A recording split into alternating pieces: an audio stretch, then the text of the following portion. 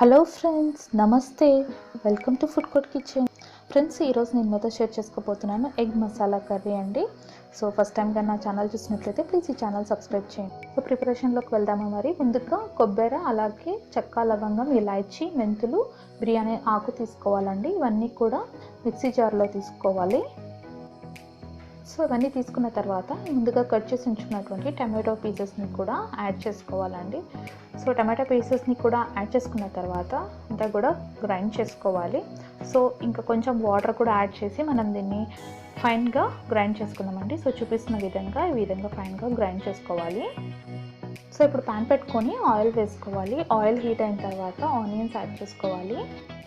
చూస్తున్నారు కదండి, ఇప్పుడు ఆనియన్స్ కలర్ చేంజ్ అయినాయి. సో అల్లం వెల్లుల్లి పేస్ట్ యాడ్ చేసుకొని పచ్చివాసన పోయేంత వరకు కూడా బాగా వేయించుకోవాలి. సో ముందుగా ప్రిపేర్ ఉంచుకున్నటువంటి మసాలాని యాడ్ చేసుకోవాలండి. సో మసాలా అంతా కూడా యాడ్ చేసిన తర్వాత అంతా కూడా ఒకసారి బాగా వేయించుకోవాలి. సో మసాలా అనేది బాగా వేగినట్లయితే కర్రీ టేస్ట్ అనేది చాలా బాగుంటుందండి. సో ఇప్పుడు టేస్ట్కి సరిపడినంత ఉప్పు యాడ్ చేద్దాము. పసుపు యాడ్ చేసుకోవాలి. టేస్ట్కి సరిపడినంత కారము, అలాగే ధనియా పౌడర్ కూడా యాడ్ చేసుకుంటున్నామండి. సో అవి కూడా కొద్దిసేపు బాగా వేయించుకోవాలి. సో మసాలా అంతా బాగా వేగిన తర్వాత మసాలా వాటర్ ఉంటాయి కదండి, అవి కూడా యాడ్ చేసుకోవాలి. సో అవి కూడా యాడ్ చేసుకొని ఒకసారి బాగా మిక్స్ చేసుకోవాలి. మీకు ఈ కన్సిస్టెన్సీలో కావాలంటే అంత వాటర్ యాడ్ చేసుకొని అడ్జస్ట్ చేసుకోండి. సో ఆల్రెడీ నేను ఎగ్స్ బాయిల్ చేసుకొని ఉంచుకున్నానండి. సో వాటిని కూడా ఇప్పుడు బాగా మసాలా వేగిపోయింది కదా, చూస్తున్నారు కదా, ఆయిల్ కూడా బాగా ఫ్లోట్ అవుతుంది. సో అందులో యాడ్ చేశాను.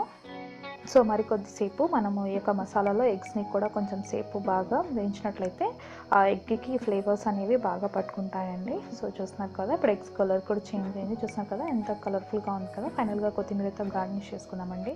సో ఫైనల్గా సర్వింగ్ బౌల్లో తీసుకొని సర్వ్ చేసుకుందామండి. సో మీకు కానీ ఈ రెసిపీ నచ్చినట్లయితే మీరు కూడా ఒకసారి ట్రై చేయండి. మీ అభిప్రాయాలని కామెంట్ సెక్షన్లో తెలియజేయండి. లైక్ చేయండి, షేర్ చేయండి. Thanks for watching.